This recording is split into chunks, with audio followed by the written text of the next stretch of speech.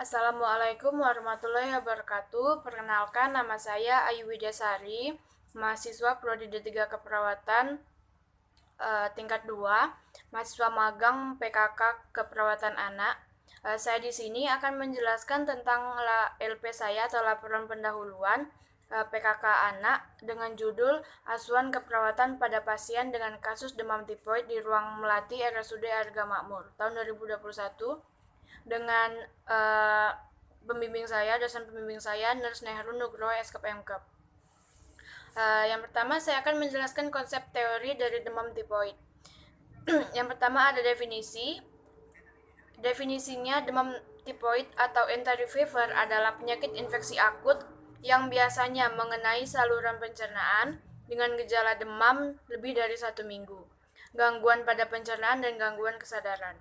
Demam tifoid disebabkan oleh infeksi bakteri Salmonella typhi. Itu menurut Lestari 2016. Typhoid fever atau demam tifoid adalah penyakit infeksi akut pada usus halus dengan gejala demam 1 minggu atau lebih disertai gangguan pada saluran pencernaan dan dengan gangguan kesadaran. Itu menurut Wijayaningsih Kartikasari tahun 2013. Kemudian ada etiologi. Penyebab utama demam tifoid ini adalah bakteri Salmonella typhi. Bakteri Salmonella typhi adalah berupa basil gram negatif, bergerak dengan rambut getar, tidak berspora, dan mempunyai 3 macam antigen, yaitu antigen O, somatik yang terdiri atas zat kompleks lipopolisakarida, antigen H atau flagella, dan antigen 4 dalam serum penderita.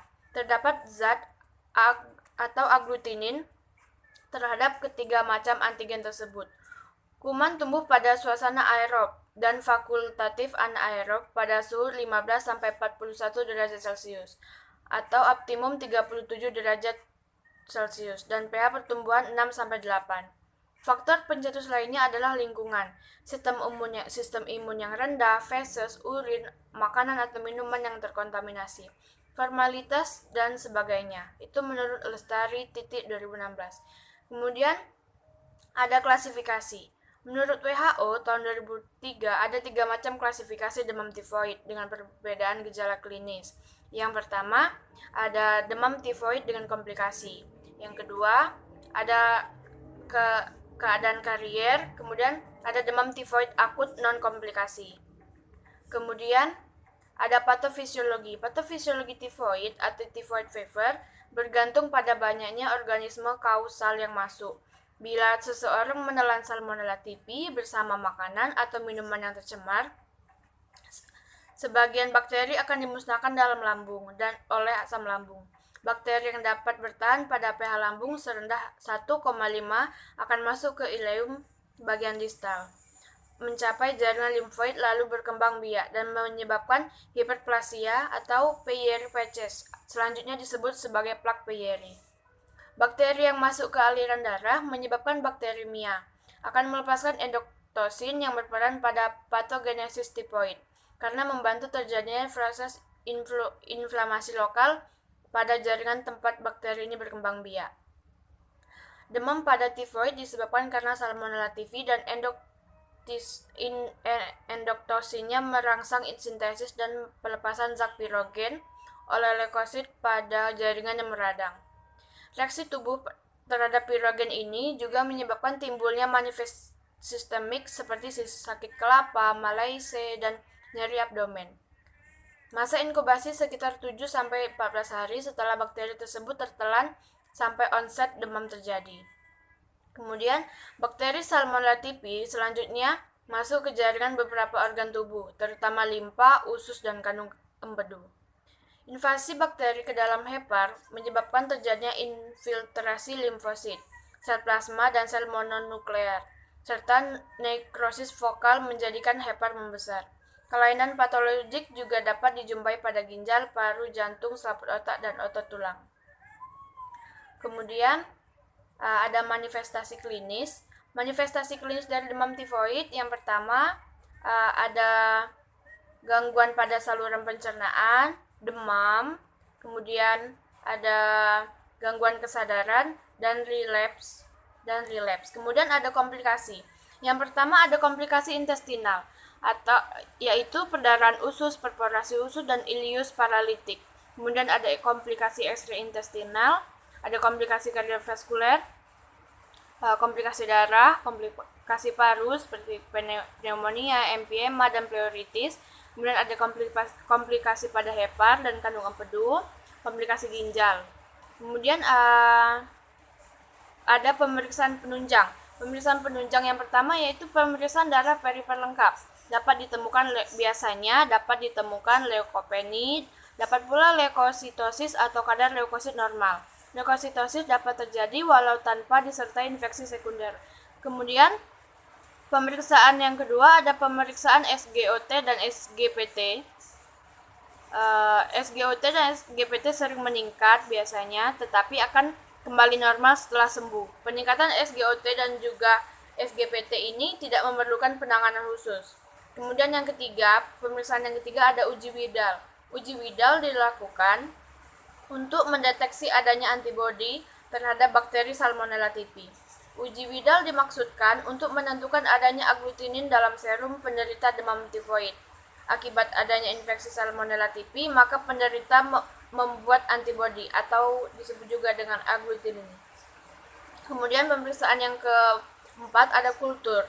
Kultur darah bisa positif pada minggu pertama. Untuk kultur urin bisa positif pada akhir minggu kedua. Kemudian ada kultur feses bisa positif pada minggu kedua hingga minggu ketiga. Kemudian yang kelima ada anti Salmonella typhi IgM. Pemeriksaan ini dilakukan untuk mendeteksi secara dini infeksi akut Salmonella typhi karena antibodi IgM muncul pada hari ketiga dan keempat terjadinya demam, menurut Nurarif dan Kusuma 2016. Kemudian ada penata laksanaan medis. Yang pertama ada yang medis, ada antibiotik, chloramphenicol, amoxicillin, cotrimoxazole, ceftriaxone, cefixime. Kemudian ada antipiretik, itu paracetamol. Kemudian ada selain medis ada keperawatan, ada observasi dan pengobatan. Kemudian pasien harus tirah baring, kemudian defekasi, pasien dengan kesadaran yang menurun, posisi tubuh harus diubah pada waktu-waktu tertentu untuk menghindari komplikasi pneumonia dan juga decubitus. Kemudian ada defekasinya dan buang air kecil perlu diperhatikan, dan dietnya perlu diperhatikan juga. Kemudian setelah konsep teori, saya akan menjelaskan tentang konsep dasar asuhan keperawatan. Yang pertama ada pengkajian, ada biodata klien dan penanggung jawab, biasanya keluarganya. Kemudian ada riwayat kesehatan, ada keluhan utama. Biasanya klien dirawat di rumah sakit dengan keluhan sakit kepala, demam, nyeri, dan juga pusing. Kemudian ada riwayat kesehatan, sekarang biasanya klien mengeluh kepala terasa sakit, demam, nyeri, dan juga pusing. Berat badan berkurang. Klien mengalami mual, muntah, anoreksia. Klien merasa sakit di perut dan juga diare. Klien mengeluh nyeri otot. Mengkaji skala nyeri menggunakan PQRST nyeri. Kemudian ada riwayat kesehatan dahulu. Kaji adanya riwayat penyakit lain atau pernah menderita penyakit seperti ini sebelumnya. Kemudian ada riwayat kesehatan keluarga, kaji adanya keluarga yang menderita penyakit yang sama atau penularan. Kemudian ada pemeriksaan fisik. Kepala, melihat kebersihan kulit kepala, distribusi rambut, merata warna rambut, ada wajah, mata, mulut, integumen, ekstremitas, hati, abdomen, leher. Kemudian pemeriksaan laboratorium, darah tepi, darah untuk kultur, dan uji Widal. Kemudian ada diagnosa keperawatan.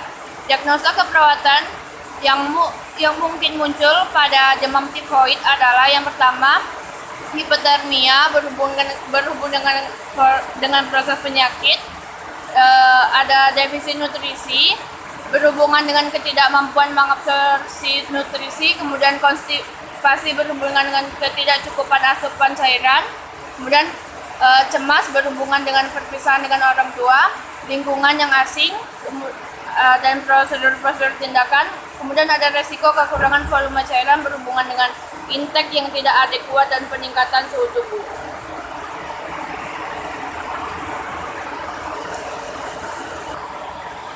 Kemudian setelah pengkajian dan diagnosa, kita masuk ke intervensi. Intervensinya yang diagnosa pertama, hipotermia berhubungan dengan proses penyakit yang ditandai dengan DS-nya tidak ada, DO-nya kulit tampak merah, suhu tubuh di atas nilai normal, tidak kejang, kulit teraba hangat, dan takikardi. Kemudian untuk SLKI-nya, saya setelah diberikan intervensi keperawatan selama kali 24 jam, diharapkan pasien mampu menunjukkan SLKI-nya, yaitu termoregulasi, dipertahankan dengan kriteria hasilnya takikardi, suhu kulit, suhu tubuh, takipnu, kejang, kulit merah, dan takikardi. Kemudian untuk rencana tindakan, saya menggunakan SIKI dengan aktivitas keperawatannya, manajemen dengan SIKI-nya manajemen hipotermi, dengan aktivitas keperawatannya identifikasi penyebab hipertermia, kemudian monitor suhu tubuh untuk observasi, monitor kadar elektrolit, monitor haluan urin, monitor komplikasi akibat hipotermia. Kemudian ada terapeutik, yaitu yang pertama, sediakan lingkungan yang dingin, longgarkan atau lepaskan pakaian, basahi dan kipasi permukaan tubuh, berikan cairan oral atau minum. Kemudian ganti linen setiap hari atau lebih jika lebih sering jika mengalami hiperhidrosis. Kemudian lakukan pendinginan eksternal, hindari pemberian antipiretik atau aspirin, berikan oksigen jika perlu. Kemudian ada edukasi. Edukasinya anjurkan tirabaring. Kemudian ada kolaborasi pemberian cairan dan elektrolit jika perlu. Kemudian diagnosa yang kedua yaitu nyeri akut berhubungan dengan agen pencedera fisiologis yang ditandai dengan data Mayer. Untuk DS-nya, pasien tampak meringis, pasien bersifat protektif, pasien tampak meringis, pasien bersifat protektif, pasien tampak gelisah. Kemudian untuk DO, data minornya, DS-nya tidak ada. Untuk DO-nya tekanan darah meningkat, kemudian pola napas berubah dan frekuensi napas berubah. Kemudian untuk tujuan atau kriteria hasil, saya mengambil dengan SLKI dengan kriteria dengan tujuan yaitu tingkat nyeri, dan dengan kriteria hasilnya keluhan nyeri, meringis, gelisah, frekuensi napas, pola napas, sulit tidur. Kemudian untuk rencana tindakan, saya menggunakan SIKI, yaitu manajemen hipotermi, dan aktivitas keperawatan. Yang pertama ada observasi, yaitu identifikasi karakteristik lokasi, durasi, frekuensi, kualitas, dan intensitas nyeri. Kemudian ada identifikasi skala nyeri, ada identifikasi respon nyeri nonverbal, kemudian ada identifikasi faktor yang memperberat dan memperingan nyeri, monitor efek samping penggunaan analgetik. Kemudian ada terapeutik, yaitu berikan teknik non-farmakologis untuk mengurangi rasa nyeri, kontrol lingkungan, fasilitasi istirahat dan tidur, pertimbangkan jenis dan sumber nyeri dalam pemilihan strategi meredakan nyeri. Kemudian ada edukasi, yaitu jelaskan strategi meredakan nyeri, anjurkan keluarga memonitor nyeri secara mandiri, anjurkan menggunakan analgetik secara tepat, ajarkan teknik non-farmakologis untuk mengurangi nyeri. Dan kolaborasinya yaitu pemberian analgetik jika perlu. Dan implementasi dan evaluasi. Baiklah, sekian pemaparan laporan pendahuluan saya tentang demam tifoid. Lebih kurang saya mohon maaf. Wabillahi taufiq wal hidayah. Wassalamualaikum warahmatullahi wabarakatuh. Terima kasih.